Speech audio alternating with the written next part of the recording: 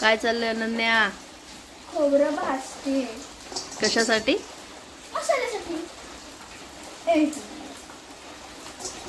नमस्कार, मी अनन्या. अनन्याच डायरीमध्ये मनापासून स्वागत. आणि अलकाईने चविष्ट पदार्थ बनवते ते जे मला माझ्या व्हिडिओत दिसतात ते एवढे चविष्ट का होतात बरं? तर त्याच्या मागचं आज कारण आपण बघणार आहोत. बघूया चला. या मसाल्यात एकूण हे खोबरं जे आपल्याला आता भाजायचंय आणि हे ते सगळे मसाले जे अलकाई एकत्र करून त्या चविष्ट पदार्थांमध्ये घालते. हे भाजतात. हे किती प्रकार आहेत माहिती आहे तुम्हाला? 18 ते 20 प्रकार आहेत मसाल्यांचे. दगडफूल, दालचिनी, तमालपत्र, वेलची, काळी मिरी, धणे, तीळ, पांढरे तीळ, मेथी, हळद, असे बरेच प्रकार असे. आणि खोबरं 18 ते 20 प्रकार. त्यानंतर आपण काय घालतो त्याच्यात? कांदा, तळलेला कांदा, कोथिंबीर, तळलेला कांदा, आलं, करपेल.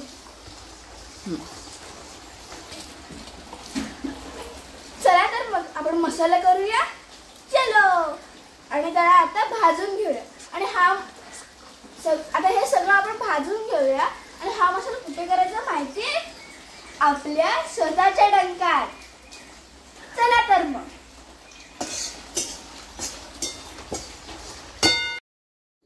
तर आता आम्ही इथे खोबरं भाजतोय. खोबरं अगदी काळं म्हणजे असं खरपूस होईपर्यंत भाजायचं. धणे पण तेवढेच भाजायचे, चॉकलेटी कलरचे होईपर्यंत. आणि इथे हळकुंड आपण तेलात थोडेसे हे केलेले आहेत, भाजलेत. तेल असल्यामुळे त्यांना असा रंग आला ना. हे किती वेळ भाजायचे असतात? थोडा वेळ सगळं.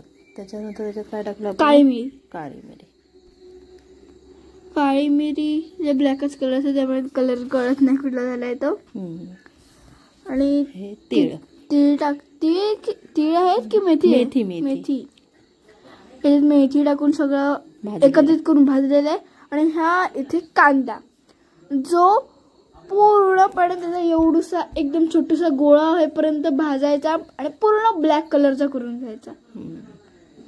हे बघा, ही त्याची थोड्या वेळानंतरची कंडिशन आहे. पूर्ण पाणी सुटलं त्याला सगळं. आणि इथे शशिबाबा हळद जे जे मसाले लागतात ते त्याच्यात घालतायत. डंकात हे बंद करून ठेवलेलं आहे. हळूहळू एक एक करून ते चालू करणार आहेत. एक चालू केली नाही, 2 चालू केली नाही, आणि हा तिसरा. असंच हळूहळू त्यांनी सगळं त्या डंकात पण टाकले नाही. आणि हळूहळू त्याच्यात तिन्ही ते काठ्या ज्या आहेत ज्याने कुठतो ते पण चालू केले नाही. ही कसली धणा पावडर आहे ना? धण्याची. हा, त्याला ते चालतायत.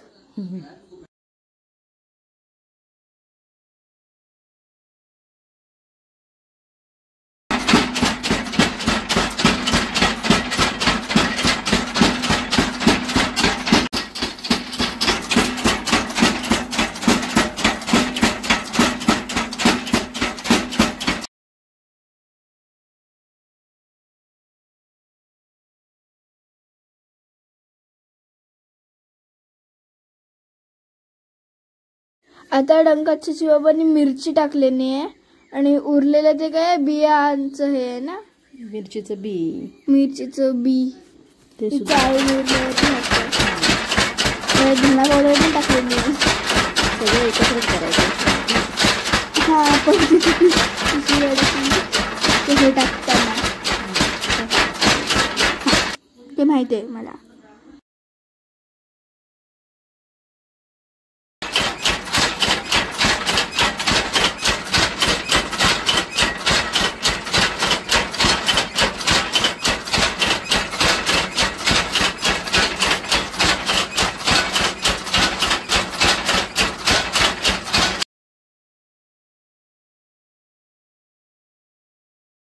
आता हे काम अलकाईचं होतं.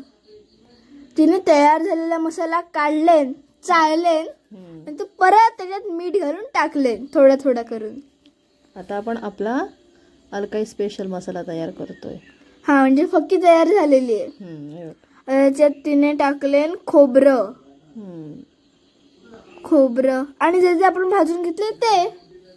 त्याच्यात अजून काय काय ऍड होणार? कोथिंबीर, आलं, लसूण आणि बाकी सगळं आपण भाजून घेतलंय.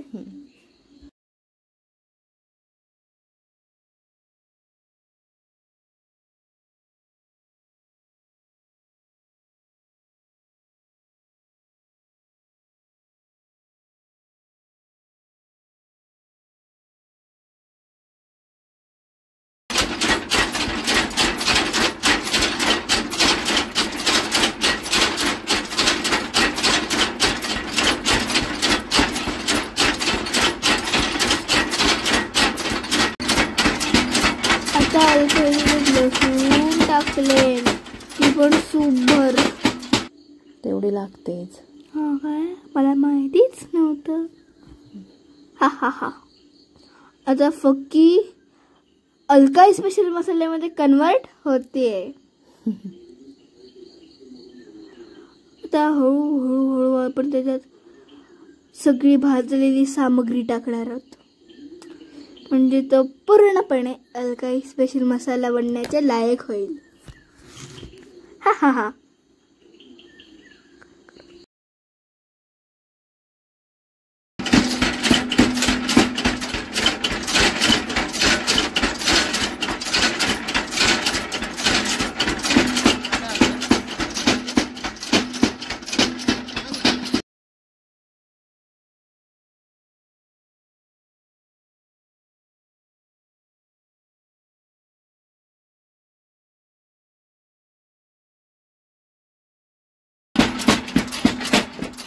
इथे अलकाईने टाकले मसाल्यामध्ये कोथिंबीरचे देठ आणि ते एका साईडला पडल्यामुळे ह्याच्यात जात नाहीत, त्यामुळे हलवावं लागलं. म्हणजे शशी बाबा ते आता हे अलकाईने सगळे ते कोथिंबीरचे देठ सगळे टाकले नाहीत. शशी बाबांनी आता ते सगळे एकत्र केले नाही. आता ते कसे कुठले देतात काय माहिती. कसे दोघं जण काम करतात बघ. माहितीये ते मी रोज बघतेस पण फॉलो किती करतेस त्यांना?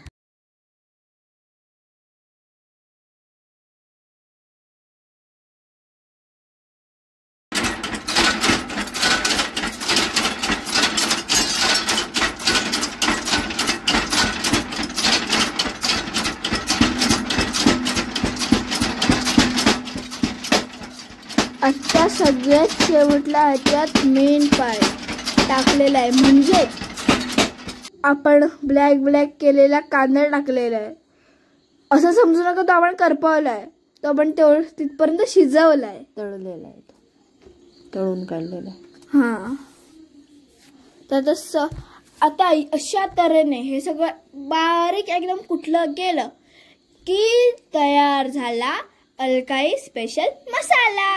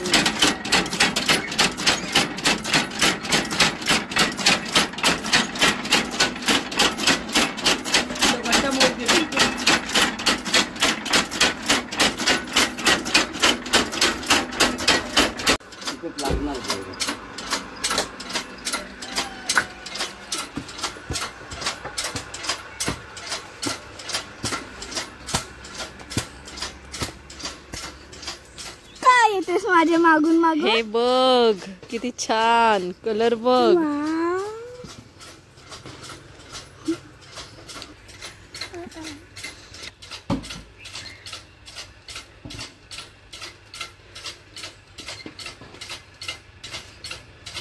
अशा पद्धतीने अलकाई स्पेशल मसाला तयार झालेला आहे.